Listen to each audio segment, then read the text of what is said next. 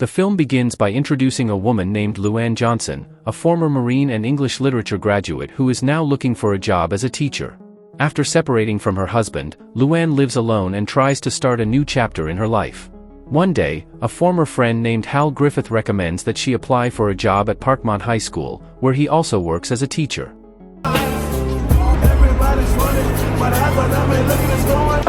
Carla, my friend Luan Johnson's here. Is outside? Please, sir. During the interview, Luan meets the vice principal, Carla. Unexpectedly, Carla immediately offers her a full-time teaching position with a salary of $24,000 per year, even though Luan only applied for a part-time job. Apparently, she is to replace a previous teacher named Mrs. Gingrich. Luan becomes suspicious when she hears that 3 substitute teachers have already quit that class in a short amount of time. And whatnot, and if you would just follow me. Right! Congratulations! Carla avoids giving further explanation, while Hal gives her a vague warning to be careful, implying that the students in that class are notoriously difficult to handle. Although she feels hesitant, Luan decides to stay positive and give it a try. Her first day of teaching arrives. Accompanied by Hal, she heads to her classroom, and he reminds her that his room is next door if she ever needs help. Don't try and shout over them. However, as soon as the classroom door opens, she freezes. The room is loud and chaotic, the students are all doing their own thing, and none of them pay attention to her presence. Calmly, Luan tries to take control of the class and asks what happened to the previous substitute teacher. One student loudly replies that they killed her, causing the whole class to burst into laughter.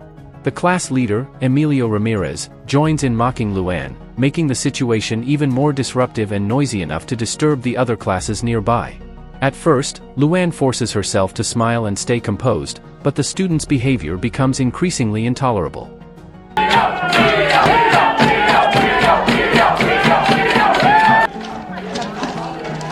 on, you know what they're like, come on. Eventually, she leaves the classroom and meets Hal to ask for an explanation. In a calm tone, Hal tells her that the only available position is indeed with that group of students. At that moment, Luan begins to realize that this is not just an ordinary class but rather one full of challenges and potential danger.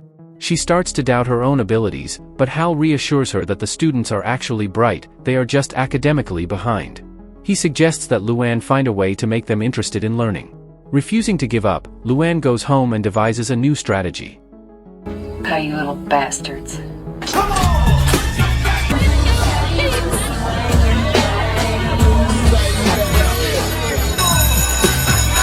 The next day, she arrives at school with a different approach. She wears a leather jacket, jeans, and boots, the same style she wore back when she was a Marine. She wants to show that she can be tough and assertive just like them. But when class starts, the students remain indifferent. To catch their attention, Luan writes on the board that she is a former Marine and asks if they know anything about karate. She begins demonstrating a few basic moves and turns them into a class exercise, even though such activity technically violates school rules. 2 students, Daryl and Raul, appear intrigued and start following her lead. When they show interest, Luan tells them that they too could become Marines if they worked hard and earned good grades. The exercise successfully grabs the class's attention.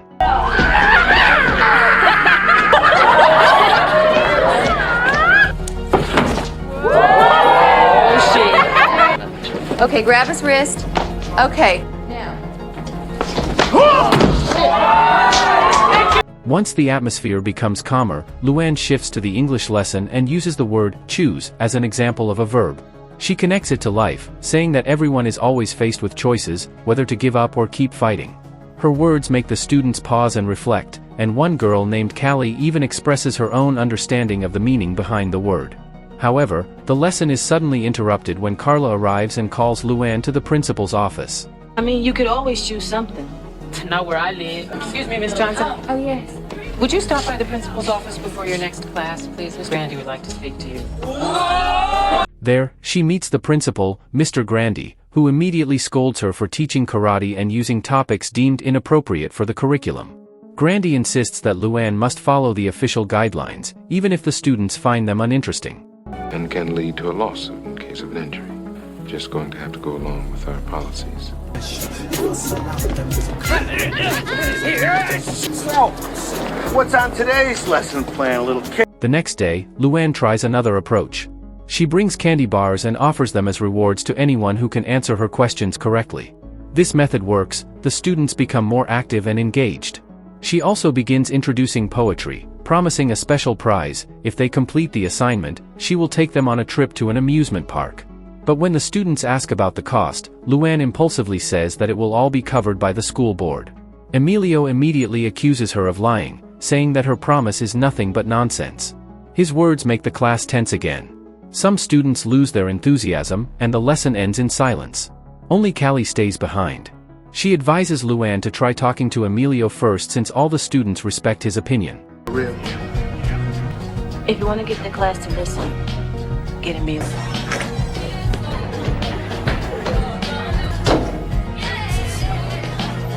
Taking her advice, Luan gives Emilio a poem by Bob Dylan about the life of a drug dealer, hoping he will read it and discuss it with her. But Emilio shows no interest and refuses to participate. Not about something so personal. That evening, Luan has dinner with Hal. During their conversation, Hal mentions that Luan's ex-husband used to be his friend. He invites Luan to visit and meet his family, but she politely declines, saying she is not ready yet. The next day, Luan witnesses a violent fight between Emilio and Raul at school. She quickly breaks it up and warns them that if the school finds out, they could be punished. Luan promises to keep it secret as long as they stop fighting. Both students agree, but Angela, Emilio's girlfriend, turns out to be right. Soon after, Emilio, Raul, Daryl, and Gazmar get involved in another altercation, resulting in their suspension for 3 days.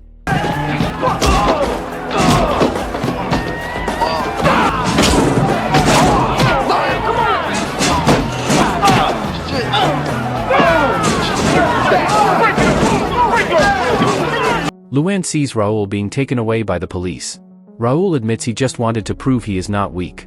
We got a reputation to protect. You a Marine, you understand? Luan regrets having once made a comment about Emilio's size, words that unintentionally pushed Raul to fight. She is also confused why Raul was arrested while Emilio only received a light punishment. To understand the situation better, Luan approaches Emilio and tries to talk to him heart to heart. Emilio eventually opens up, revealing that his life is difficult, his family is broken, and fighting is the only way he knows to express his emotions. Luan tries to help him, but Emilio insists that no outsider could ever truly understand his life. After class, Luan visits Raul's home to meet his parents. At first, they blame Raul, but Luan defends him, saying that Raul is intelligent, funny, and full of potential. Her words make his parents proud and open their eyes to their son's good side.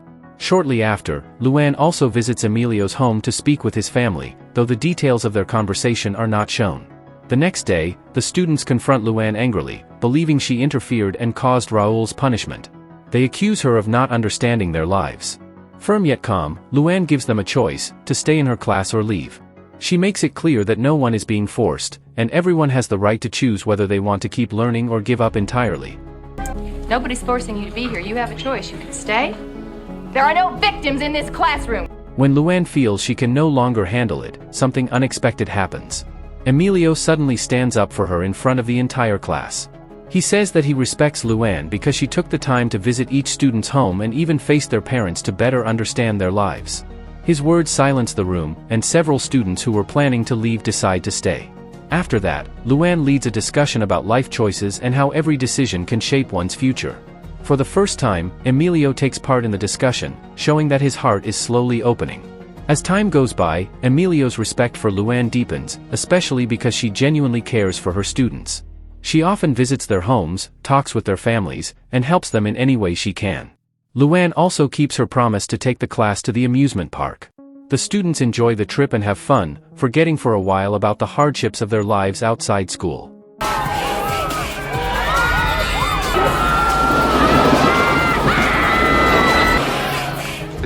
But despite her efforts, Luan still receives a reprimand from Principal Grandy for organizing an unauthorized activity outside the school's standards. Calmly, Luan explains that she paid for the trip entirely out of her own pocket, not with school funds. Grandy remains unimpressed, but he cannot do anything to stop her. After gaining her students' trust, Luan introduces a new challenge called the Dylan Thomas Challenge. In this activity, the students are asked to interpret poems by Bob Dylan and Dylan Thomas that explore the themes of life and death. As a reward, the winner will be invited to have dinner with her at a fancy restaurant in the city. Unexpectedly, the students take the challenge very seriously. They spend hours in the library doing research and trying to gain a deeper understanding of the poem's meanings. Every fucking poem Dylan Thomas wrote is about death. Unfortunately, their good intentions are misunderstood by a rude librarian who accuses them of causing trouble. Even so, Luan feels proud of them. After the entries are evaluated, the winners of the challenge are Raul, Daryl, and Callie. However, Callie cannot attend the dinner because she has to work at a supermarket. Luan promises to bring her the food later that night. During the dinner, only Raul shows up because the other two are busy working. The fancy restaurant makes Raul feel nervous and uncomfortable, but Luan patiently calms him and engages him in light conversation to ease his tension. During their talk, Raul confesses that he plans to quit school because he needs money to pay for a jacket he rented for $200. He says that the jacket makes him feel handsome and confident. Luan is shocked to hear such a high price for a single piece of clothing. Raul explains that he rarely owns nice clothes and that the jacket makes him feel worthy. Touched by his honesty, Luan offers to help. She agrees to lend him the money with one condition: Raul must repay her not with cash, but by graduating from school. At first, Raul does not believe her offer, but eventually he accepts. If you don't pay the guy back, he'll kill you. What if I don't graduate? Well, then you'll never pay me back the money. That same night, Luan keeps her promise and delivers food to Callie at her workplace. There, she learns that Callie is being transferred to another school because she is pregnant. Luan feels deeply disappointed because she believes Callie has great potential, especially in English. But Callie insists on leaving school to take care of her child. Kinds of stuff, so I thought it would be good for me, you know? The next day, Luan asks Carla about the transfer and is surprised to learn that it was not mandatory but rather Carla's personal decision.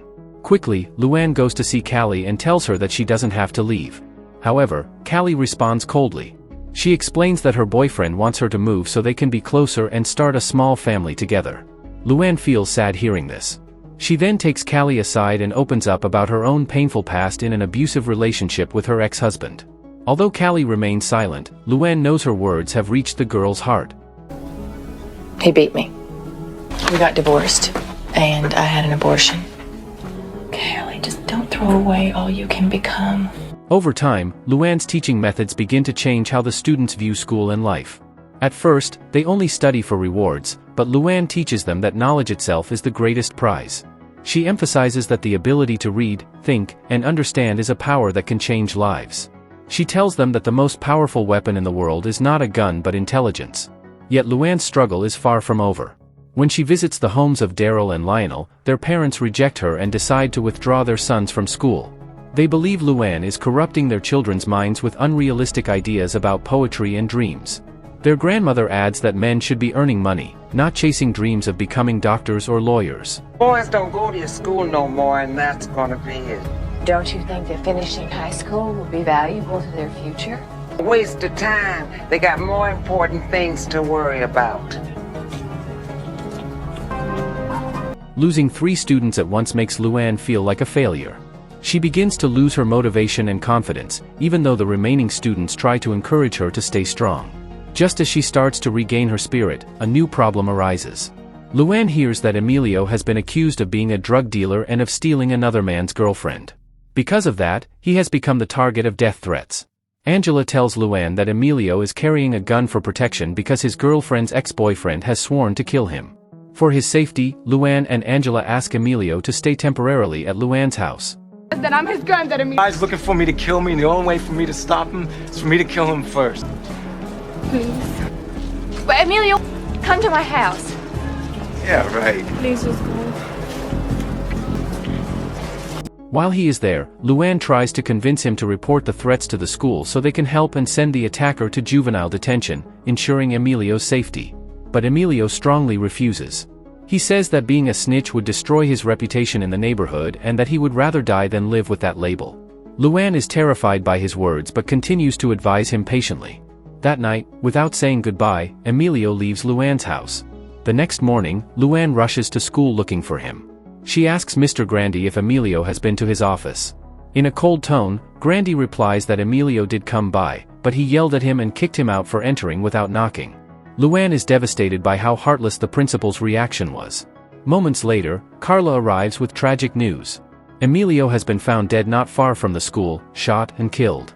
Carla asks Luan not to tell the students, fearing they might react violently. But Luan refuses.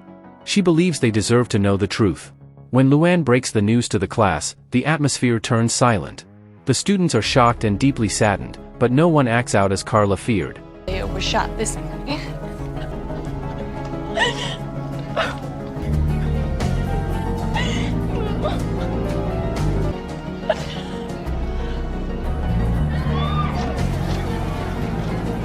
Luan feels like she has failed as a teacher and decides to resign. She tells her students that this will be her last year at the school, explaining that she never signed a permanent contract and has other plans. But the students know the real reason. They see the grief and loss of spirit in Luan since Emilio's death and the departure of other students. So if you love us so much and you're so interested in our graduating, how come you choose to leave? Yeah. A few days later, Raul visits Luan to help her pack. He thanks her for helping him buy the jacket, saying it was the kindest thing anyone has ever done for him. Luan advises him to keep studying and fighting until graduation. Raul admits he doubts he can succeed without her guidance, but Luan assures him that he is smarter than he thinks and that she believes in his potential. Meanwhile, the other students beg Luan not to leave. They tell her they still need her guidance to finish school, but their words are not enough to change her decision. You can't go gentle. You got to rage against the dying of the light. This is my choice. On her last day at school, something unexpected happens. Callie suddenly returns to Luan's classroom after Raul convinces her to come. They hope her presence will touch the teacher's heart and make her stay.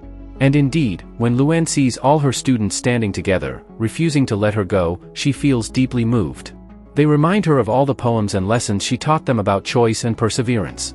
They tell her that if she gives up now, she would be breaking her own teachings. Their words leave Luan speechless. She realizes that her students have changed into strong and brave individuals. They now believe in themselves and in the teacher who once made them believe. With tears in her eyes, Luan finally decides to stay and continue the fight alongside them. The film ends with Luan standing proudly in front of her class, smiling at the students who have now found their direction in life. The film concludes with a powerful message. Sometimes, life doesn't give us the best beginning, but as the story of Dangerous Minds shows, what truly matters is not where we start but who we meet along the way. A teacher like Luan Johnson proves that one caring person can completely change the course of someone's life. She never came to be a hero, yet her presence became a light in the darkness for children who had lost hope. This story reminds us that genuine care can be stronger than rules, and compassion can be more valuable than punishment. In the end, every child needs only one thing to survive: someone who believes they can. And sometimes, the greatest miracle in life is not when we are saved, but when someone makes us realize that we are worth saving. If you enjoyed this video, don't be shy, hit the like button, and if you disliked it, hit the dislike button twice just to be sure. You should watch the full movie. Thank you very much for watching.